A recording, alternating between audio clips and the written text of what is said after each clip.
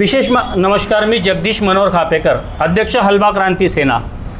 मागील बऱ्याचशा वर्षापासून हलबा जमातीला संपूर्ण न्याय मिळाला नाही। जरी आमच्या मध्य नागपुरातून आमचे एकमेव आमदार विकासभाऊ कुंभारे असतील, पण जेवढे प्रतिनिधित्व मिळायला पाहिजे तेवढा प्रतिनिधित्व हलबा जमातीला मिळाला नाही। संविधानानुसार ज्याची जेवढी संख्या त्या आधारावर त्या जमातीला प्रतिनिधित्व मिळायला पाहिजे, हा एक प्रत्येक राजकीय पक्षातून मिळालेला हे असतो।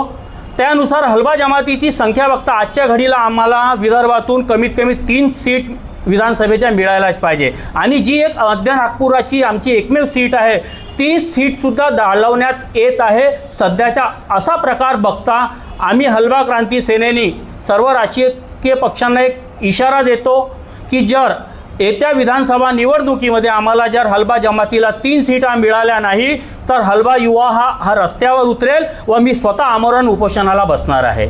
व याचा नुकसान संपूर्ण विदर्भात असणाऱ्या हलबा बांधवांकडून 25 सीटावर फरक कोणत्याही राजकीय पक्षाला हा पडणार आहे। चिन्हित केलेले आहेत। एक मध्य नागपुरातून आमचे विद्यमान आमदार विकासभाऊ कुंभारे आहेतच।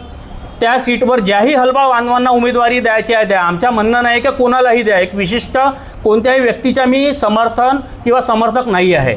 ज्या व्यक्तीला द्यायच्या आहे त्या एक पूर्व नागपूर आहे व आपल्या बाजूलाच एक नागपूर ग्रामीणमध्ये नागभीड सीट आहे, ही सुद्धा हलबा बहुल सीट आहे। तर ह्या कोणत्याही 3 सीट आम्हाला मिळायला पाहिजे असं आमच्या सर्व राजकीय पक्षांना सांगणं आहे।